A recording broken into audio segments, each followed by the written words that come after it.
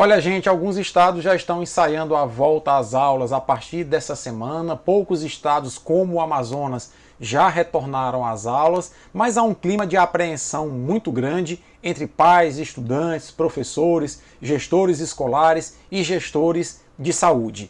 Principalmente porque não se compreende direito os mecanismos de exposição de jovens ao coronavírus. Está crescendo no mundo inteiro, inclusive no Brasil, relatos da síndrome inflamatória multissistêmica pós-Covid, que afeta crianças e jovens na faixa etária dos 0 aos 19 anos de idade. É sobre isso que nós iremos conversar agora. Antes disso, eu queria só te pedir para se inscrever aqui no canal e ativar o sininho da notificação. Assim, sempre que um vídeo novo for ao ar, você será notificado e poderá nos ajudar compartilhando os nossos vídeos. Eu sou o Paulo Henrique, biólogo e dentista, mestre e doutor em microbiologia e imunologia e professor universitário.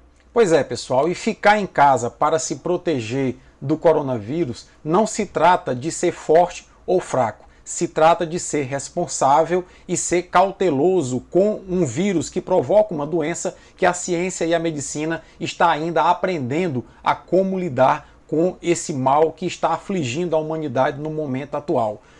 Vários estados estão programando a volta às aulas para essa semana. Alguns estados, como o Piauí, que é o estado que eu moro, definiu que só retornam às aulas estudantes do terceiro ano do ensino médio em função do Enem. As demais atividades escolares serão ministradas em EAD, inclusive em faculdades, e as demais que não puderem ser em EAD, vamos considerar que o ano letivo estará realmente perdido. Isso tudo em nome da proteção das crianças e dos jovens. Nas últimas semanas cresceram na Europa e nos Estados Unidos e agora também no Brasil relatos acerca de uma síndrome inflamatória multissistêmica pós-Covid. E eu vou explicar para vocês um pouquinho melhor o que é essa síndrome inflamatória multissistêmica, que no Brasil já afeta quase 200 crianças e jovens, deixando as equipes de saúde muito preocupadas. Acompanhe aqui comigo o que vem a ser essa síndrome.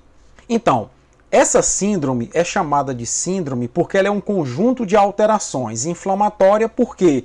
Porque é um conjunto de alterações inflamatórias multissistêmicas, porque acomete vários sistemas, e pós-Covid-19, porque normalmente ela se manifesta após a pessoa ter contraído a Covid-19. Então, as condições para ocorrer essa síndrome, de acordo com a Sociedade Brasileira de Pediatria, é que a criança ou o jovem tenha tido Covid pré-existente, ocorre inclusive em pessoas assintomáticas e em pessoas que tiveram a Covid e já ficaram curados, e acomete principalmente crianças e jovens na faixa dos 0 aos 19 anos de idade.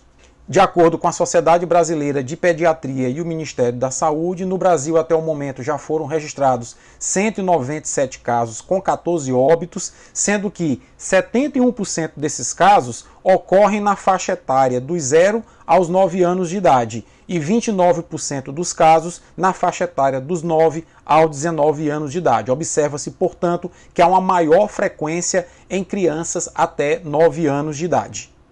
E é exatamente aí que reside a grande preocupação de pais, estudantes, professores, gestores escolares e gestores em saúde, é com a volta às aulas e como essa síndrome vai se comportar em termos estatísticos na faixa etária dos 0 aos 9 anos de idade, que, como nós vimos, é o maior percentual de jovens que contraíram essa síndrome, de crianças, aliás, que contraíram essa síndrome no Brasil. Agora, como desconfiar que uma criança ou um jovem estão desenvolvendo essa síndrome inflamatória multissistêmica? Eu quero te mostrar aqui o que é que a Sociedade Brasileira de Pediatria recomenda que se fique atento. Acompanhe comigo. De acordo com o boletim da Sociedade Brasileira de Pediatria, você deve desconfiar que uma criança ou um adolescente está desenvolvendo essa síndrome quando, se ele já teve Covid pré-existente e algumas semanas depois começa a manifestar novamente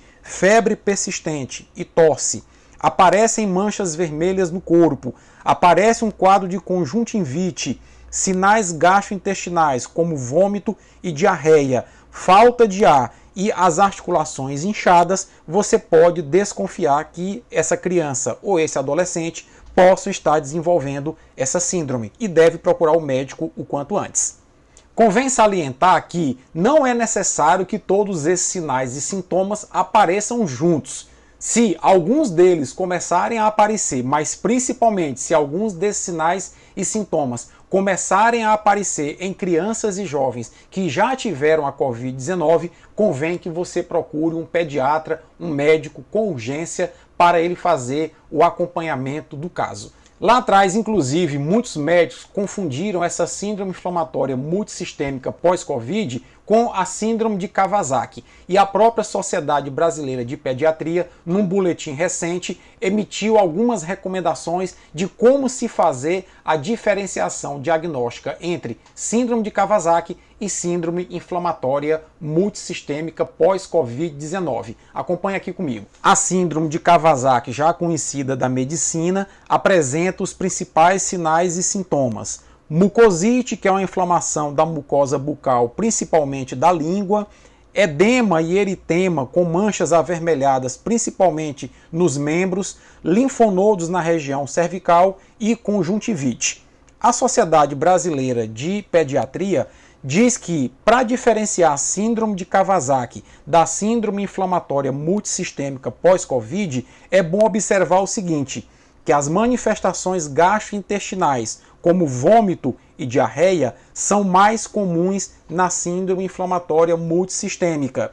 As alterações cardíacas também são comuns na síndrome inflamatória multissistêmica e a síndrome de Kawasaki, ela normalmente acontece em crianças de 0 a 5 anos, sendo muito rara após os 5 anos de idade. De qualquer forma, fica o alerta. Se você tiver um parente, um filho, um sobrinho, que seja uma criança ou que esteja na faixa etária até os 19 anos de idade, que teve Covid-19 e que apresente alguns desses sinais e sintomas, a recomendação é procurar o serviço médico o quanto antes. Essa é uma das grandes preocupações no retorno às aulas. Por quê? Note que essa doença, por ser uma doença nova, está a toda semana trazendo um elemento novo para a apreensão das equipes médicas. Agora, essa síndrome inflamatória multissistêmica que começa a ganhar repercussão no mundo inteiro.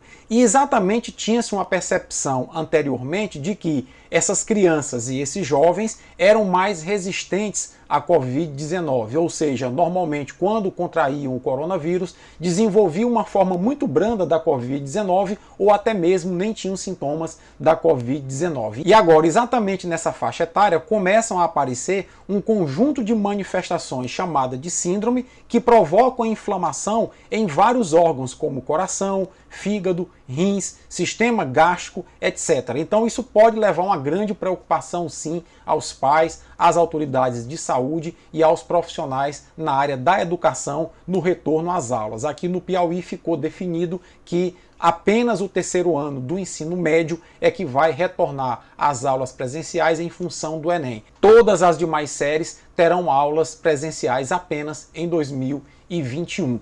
É muito importante, portanto, que a gente tenha cautela nesse momento, porque a doença, repito, ela não é plenamente conhecida ainda da medicina. A medicina está aprendendo aos poucos, ao longo das semanas, com os casos que vão aparecendo. É necessário, portanto, muita cautela e, se puder, fique em casa. Ficar em casa não é para os fracos, é para as pessoas que têm responsabilidade para com os seus filhos, para com os seus familiares, para com o próximo, porque a doença está em processo de compreensão pela medicina e até lá nós teremos ainda um longo caminho a percorrer. Se você gostou desse vídeo, não deixa de curtir, compartilha, um forte abraço e até a próxima.